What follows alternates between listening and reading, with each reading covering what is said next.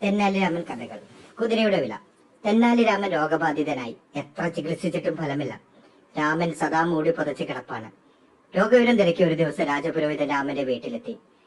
രോഗവിവരം ചോദിച്ചറിഞ്ഞ രാജപുരോഹിതൻ പറഞ്ഞു, ഇനി രോഗം ഭേദമാവാൻ പൂജ മാത്രമേ പ്രതിവിധിയെ കാണുന്നുള്ളൂ.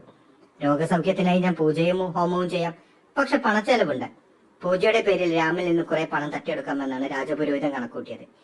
പൂജയ്ക്ക് ഏതാണ്ട് 100 സ്വർണ്ണ നാണയം ചെലവ് വരും, രാജപുരോഹിതൻ പറഞ്ഞു.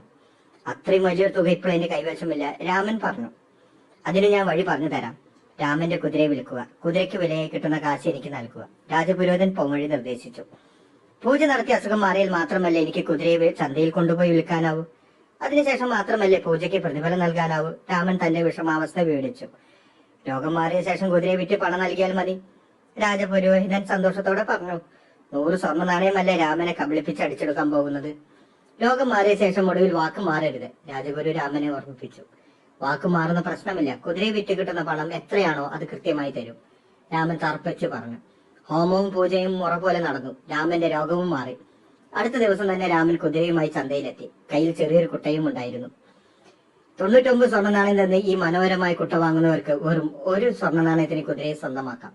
വരിക, ഈ സുവർണാവസരം പ്രയോജനപ്പെടുത്തുക, ചന്തയുടെ മധ്യത്തിൽ നിന്ന് രാമൻ ഉറക്കെ വിളിച്ചു പറയാൻ തുടങ്ങി. ഇത് കേട്ട് ജനം ചുറ്റിലും തിങ്ങിക്കൂടി. പെട്ടെന്ന് ഒരാൾ മുന്നിലേക്ക് വന്ന് 100 സ്വർണ്ണ നാണയങ്ങൾ നൽകി കുട്ടയും കുതിരയും സ്വന്തമാക്കി. തെന്നാലിരാമൻ നേരെ പോയത് രാജപുരോഹിതന്റെ വീട്ടിലേക്കാണ്. പുരോഹിതനെ താണു വണങ്ങിയിട്ട് ഒരു സ്വർണ്ണ നാണയം അയാളെ ഏൽപ്പിച്ചുകൊണ്ട് പറഞ്ഞു, ഇതാ കുതിരയുടെ വില, ഞാൻ കൃത്യമായി വാക്ക് പാലിച്ചിരിക്കുന്നു. താങ്കൾ എന്നെ കളിയാക്കുകയാണോ? പൂജ നടത്തിയതിന് എനിക്ക് 100 സ്വർണ്ണ നാണയം ചെലവായി. വാക്ക് പറഞ്ഞതനുസരിച്ച് കുതിരയെ വിറ്റ് കിട്ടിയ പണം കൃത്യമായി എനിക്ക് കിട്ടണം, പുരോഹിതൻ മുഖം കടുപ്പിച്ചുകൊണ്ട് രാമനോട് പറഞ്ഞു. രാമൻ വളരെ വിനയത്തോടെ കാര്യങ്ങൾ വിശദീകരിച്ചു. അങ്ങേക്ക് ഞാനെന്ന് വാക്ക് തന്നത് കുതിരയെ വിറ്റ് കിട്ടുന്ന പണം പൂജയ്ക്ക് പ്രതിഫലമായി നൽകാമെന്നാണ്. 1 സ്വർണ്ണ നാണയത്തിനാണ് ഞാൻ കുതിരയെ വിറ്റത്, അത് ഞാൻ കൃത്യമായി തന്നിട്ടുമുണ്ട്. ഇതേപ്പറ്റി എന്തെങ്കിലും സംശയമുണ്ടെങ്കിൽ ചന്തയിൽ പോയി അന്വേഷിക്കാം. അതും പറഞ്ഞ് തന്നെ രാമൻ തിരിഞ്ഞു നടന്നു.